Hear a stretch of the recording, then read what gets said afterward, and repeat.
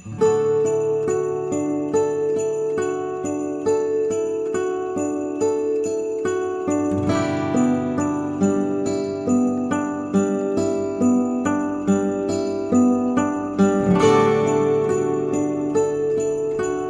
brothers and sisters in Christ, with the start of Advent, we entered Cycle C of the lectionary cycle, and Cycle C is dominated by the Gospel of St. Luke.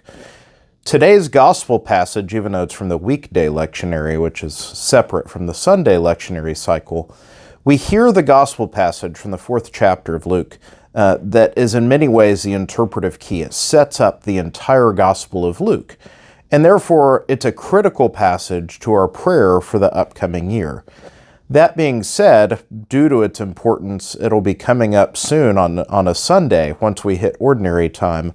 And so for now, I'm going to defer reflections on that passage until we can treat it with a little more intention.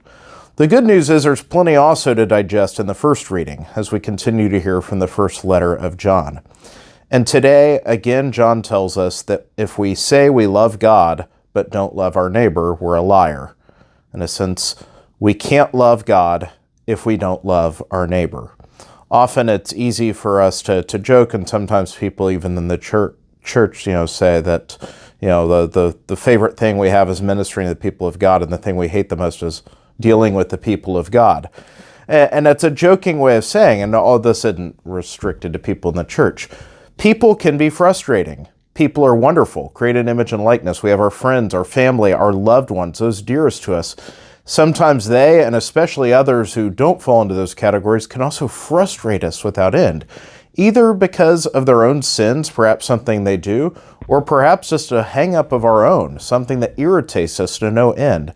And so we can be frustrated in our own sinfulness with other people. And yet, we are called to love these people. And we cannot claim to be followers or lovers of God if we don't. This is something that we acknowledge with our lips, but sometimes we really need to pray with the gravity of that statement. I cannot love God if I don't love my neighbor. And perhaps the person in recent history who most poignantly illustrated this was St. Teresa of Calcutta, Mother Teresa. And when asked, many times she was asked how she could have such devotion to not only the poor, but her love and tenderness for those who were people we would consider, people who would make us uncomfortable. Not only the sick, but, the smelly, the dirty, the filthy, the dying. They're the people that she gave such love and attention to. And people would say, how can you do this day after day? And she would say, it's because in them I see Jesus in his most distressing disguise. Elsewhere, she expounded upon this and said, if you can see Jesus under the appearance of bread, making reference to the Eucharist, if we can see Jesus in bread, then surely we can see Jesus in our brothers and sisters. This is a profound statement, and one that should cut very much to the quick for us.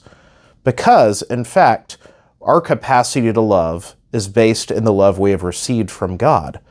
He has loved us in a way beyond our comprehension, but also charged us to love one another.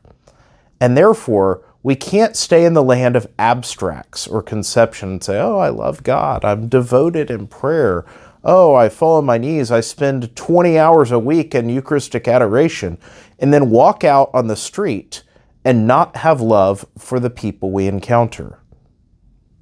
Are people difficult to deal with at times? Yes. And yet every one of them carries not only the stamp of dignity created in the image and likeness of God, but is in fact an encounter with Christ. We know the famous passage in Matthew 25 of whatever you did for the least of my brethren, you did for me. Whatever you did not do for me.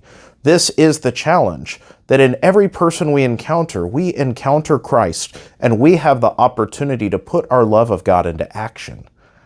And if we pass in those moments, if we fail in those moments, and we know we fail in them, that's where we're still imperfect. And yet if we want to be perfected in grace and the love of God, then we must begin to take advantage of each and every one of these encounters and to love our brothers and sisters as we have been so incredibly loved. Then and only then can we say we love the Lord our God with all of our heart, mind, soul, and strength. May God bless you.